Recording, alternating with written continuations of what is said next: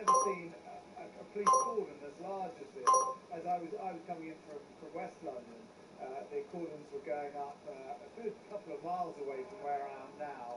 I'm at least 2 miles away from London Bridge. The Shard, which you can probably see just behind me, that's 1.6 miles away from where we're currently standing. And Borough Market, where one of the incidents took place, is roughly between us. Behind, perhaps you can see the church with the clock on it in the distance. And between where I am and there, we've seen the presence of armed police officers. There obviously cordons have been going up around the city, and when I arrived early, a lot of people coming back from clubs. There were still people out and about trying to get back to their homes, not able to do so. And just, I mean, again, just to give you the scale, Pete, if you bring the camera around back up to the other end of the street, you can see that this area is also closed off. So all the way up to the top of the area there, as well as you see there's blue flashing lights where cars are not coming down. And this is just one section of a whole area of London that has been closed up. And I've walked around quite a lot of it, and it just is endless. It really is. Now, Pete, who's holding the camera, should probably be in front of it right now, telling you what happened to him, because he was in Borough Market when the incident happened, and there was a lot of police leaving very, very quickly. The police themselves trying to get out and warning people to get away from the scene. And it does seem from the reports that we're hearing that the police very rapidly responded to this incident in Borough Market. And it wasn't just a case of clearing people, from the ground. There were people we spoke to who were actually in their homes, who were told to leave their homes, get as far away from the area as possible. So they took this very, very seriously, and that's why quite a lot of people have left their houses and come outside of the cordon and now can't get back in. Pete also spoke to an eyewitness who was in the restaurant where this knife attacker apparently walked in, and this witness described a foot-long knife that this man was carrying, and said that he stabbed a woman in the restaurant. Also described some of the other customers in the restaurant trying to repel this attacker by throwing bottles at him, throwing chairs at him, anything they could pick up to try and get this guy out of the restaurant and stop him from attacking anyone else. So I'm no doubt that we'll hear all sorts of stories about how people tried to tackle these attackers and what the police had to do. And as yet, we still don't know exactly, as Mark was saying, whether there are still some at large in this area. But the fact that, as you said, police command unit has been driven in there, huge truck. I said to the guy who was driving it, "What is that?" And he said, "Oh, it's a truck," and it really did look like a massive vehicle. And in behind that came in another group of police officers in vans. I think we look around here, there's another one coming down now. This is just, this is constant. There are constantly vehicles coming in with more and more police officers coming to the scene. So there's definitely still more arriving than leaving here this evening as this operation continues to go on in central London. Yes, Jason, thanks very much indeed.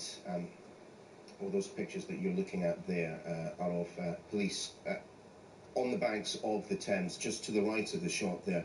I'm sure we'll turn round in a second, is London Bridge itself. The only light on it from the bridge, lights underneath, and even at this time in the morning, 2:20, you would expect to see traffic crossing over in volume. That, of course, not the case. The bridge has been closed. Investigation will be fully underway now as to exactly what happened. Yeah, man. Another attack on the UK, dude. Shit, like, how the fuck are you supposed to stop these crazy people running people down? And second, that there will tomorrow morning, I'm told, be a meeting of the government's emergency civil contingencies. I was about to go to bed and I just stuck the news on real quick. Should we read into that? As you can just see that orange light that you see on the right of your screen there, just expanding as the camera turns slightly around, that is London Bridge itself, and we should be seeing traffic going over it. We are not, of course. But Alistair, tell us about the Well, in this context, if you consider more fast-moving people getting run over, blood. how sure we are as to a lot of the key facts about the incident tonight. The point of Cobra in the morning will be to bring together all of the key figures. Like, holy shit, man, Manchester wasn't too far away. As it always is in the most serious. I don't know who it is, blood, but apparently a lot of people are injured. Hopefully no one died, but so, the Home Secretary, I suppose time will tell, I suppose. As a politician, the head of MI5, or at least her department. Yeah, you know, Diaz. The Foreign Secretary. Who the hell is Diaz? Same responsibility for MI6 and GCHQ.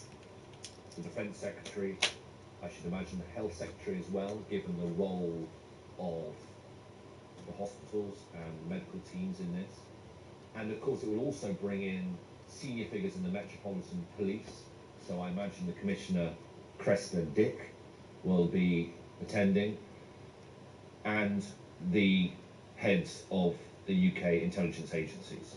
And it is to assess where we are, what we know, what is going on, and then look ahead to the coming hours and to consider what needs to be done in the coming hours. And I would know, right? Lola. Meeting around 9 o'clock tomorrow morning, and it wouldn't be any surprise. It's not even like what, a couple of weeks since the Manchester thing. Who takes the lead as regards the investigation? Of course, the war has gone crazy. It's absolutely gone crazy. Trying to secure names, but this is it's the Metropolitan Police that will be front and centre in the response. It will be. So I think. Really, bro, you're going for that one. There are two. I mean, when London Bridge sits, almost. They are blood. They're not always false flags, bro. They're not always false flag. That's what people always say. Every terrorist attack is a false flag. You know, oh, they're all false flags. They can't be all false flags. I understand there's probably a few out there, but they all can't be false flags. People are dying, bro. Kids are dying. And so they will be leading the investigation, and they will be leading the immediate response. But of course, as you say, others feed into. You can't even go shopping nowadays without worrying that you're going to get blown up or murdered. As the investigation develops, and so too other bodies, as and when they can. Alex, thank you. Well, that Cobra meeting due to happen tomorrow. Another person that will be attending, we've had confirmed by him, is the mayor of London. But you have to understand, dude, not every attack is a false flag. I understand about false flags, but not every attack is going to be a false flag, right? False flag or not, people are still dying. Right, yes, in the last few minutes we've had this statement. I mean, look at 9/11. Was that a false flag? Responding to the horrific terrorist attack at London Bridge and Borough Market, the terrorist nature confirmed by the Prime Minister earlier. He says, my thoughts are everyone affected, and I'd like to thank the brave men and women of our emergency service. Oh, enough is enough, man. Enough is it. But how do you stop these people that are willing to die? You know what I mean? Like, fucking hell. Being kept updated on all developments, and I will be attending the government's emergency Cobra meeting later this morning. He confirms that the station is still closed and they're asking people to avoid. We do, gamer, we do, bro. But unfortunately, there's people out there that don't want peace. Remain calm and vigilant. Please report anything suspicious to the police. I don't know what the war's coming to, man. In an emergency. He says we don't yet know the full details, but this was a deliberate and cowardly attack on innocent Londoners and visitors to our city enjoying their Saturday night. I condemn it in the strongest possible terms. I mean, is there anywhere on there that's safe? Whatsoever for such barbaric acts. We're starting to get a response from a number of politicians coming in, not just the Prime Minister who has made a statement earlier, but we've also had. It's not just Arabs, blood, it's everybody. Irish, brutal and shocking German, English, American, it's everybody. Are with the victims and their families, and he says thank you to the emergency services. Just to give you an idea what's going on here, we're on Southwark Bridge Road. London Bridge is just a little way over there. I arrived about 11 o'clock to see some people running towards me.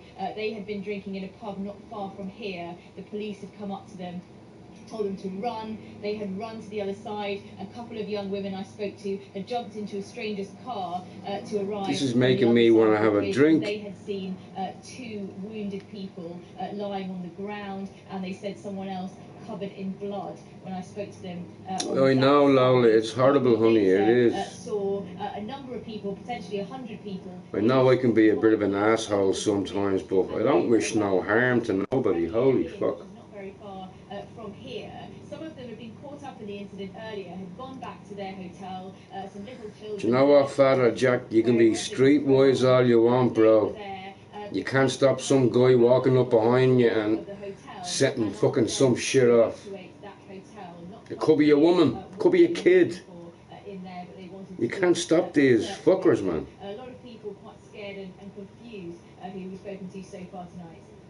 Like, how do you stop a dude or a woman or a kid that's willing to die for a cause? We've been speaking to a number of witnesses throughout the evening, all of whom have been trying to provide as much information as possible to try and illuminate events in a city that... Well, I don't think they kill for fun. I think they kill for a cause, but the cause is totally backwards. Very close to where Tamara is standing. His name was Tony Murphy. He told Sky News that he had a long period of heavy gunfire before the police had arrived in numbers.